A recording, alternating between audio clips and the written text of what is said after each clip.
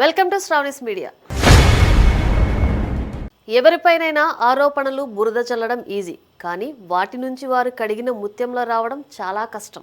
కోర్టులు తీర్పులు ఇచ్చే వరకు ఆరోపణలు అలాగే ఉంటాయి.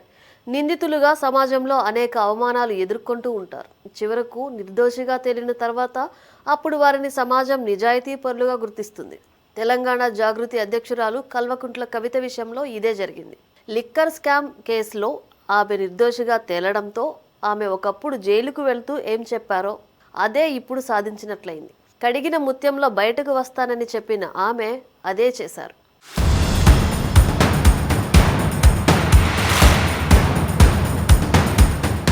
ఈ కేసు విచారణ సమయంలో నాకు అనేక మంది అండగా నిలిచారు.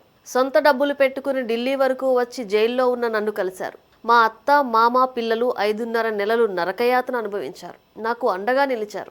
జాగృతి కుటుంబం, తెలంగాణ కుటుంబం కూడా అండగా నిలిచింది.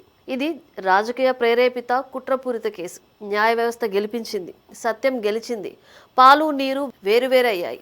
ఈ కఠిన సమయంలో అండగా నిలిచిన అందరికీ ధన్యవాదాలు అని కవిత తెలిపారు. నేను మాత్రమే కాదు, కేసీఆర్ కూడా ఇది రాజకీయ కుట్రపూరిత కేసు అని చెప్పారు. నేను ఈ కేసు వల్ల చాలా కోల్పోయాను. జైలు పాలయ్యాను. నా కుటుంబానికి దూరం అయ్యాను. నేను అనేక రకాలుగా అవమానాలు ఎదుర్కొన్నాను. నా 5.5 నెలల కాలం తిరిగి రాగలదా?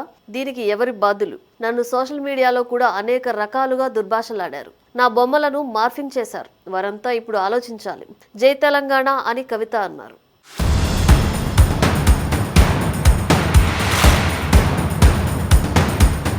ఢిల్లీ లిక్కర్ స్కామ్లో రౌస్ అవెన్యూ కోర్టు సంచలన తీర్పు ఇచ్చింది. ఈ కేసులో ఆమ్ ఆద్మీ పార్టీ జాతీయ కన్వీనర్, మాజీ సీఎం అరవింద్ కేజ్రీవాల్, మాజీ డిప్యూటీ సీఎం మనీష్ సిసోడియా సహా నిందితులు అందరికీ ఊరట కలిగించింది.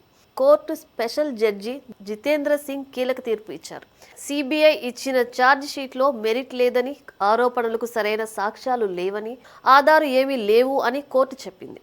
అందువల్ల కేజ్రీవాల్, సిసోడియా, కల్వకుంట్ల కవిత సహా మొత్తం 23 మంది నిందితులకు బిగ్ రిలీఫ్ లభించింది. ఈ వివరాలను ఓసారి పరిశీలిస్తే 2021-22 ఢిల్లీ ఎక్సైజ్ పాలసీలో అక్రమాలు జరిగాయని, సౌత్ లాబీ నుంచి 100 కోట్ల కిక్ బ్యాక్లు తీసుకుని కొన్ని సంస్థలకు లాభాలు ఇచ్చారని సిబిఐ ఆరోపించింది. ఆప్ నేతలు కల్వకుంట్ల కవిత ఈ కుట్రలో ఉన్నారని చెప్పింది. కానీ ఈ ఆరోపణలను సపోర్ట్ చేసి ఎలాంటి మెటీరియల్ లేదని కోర్టు ఇప్పుడు స్పష్టం చేసింది.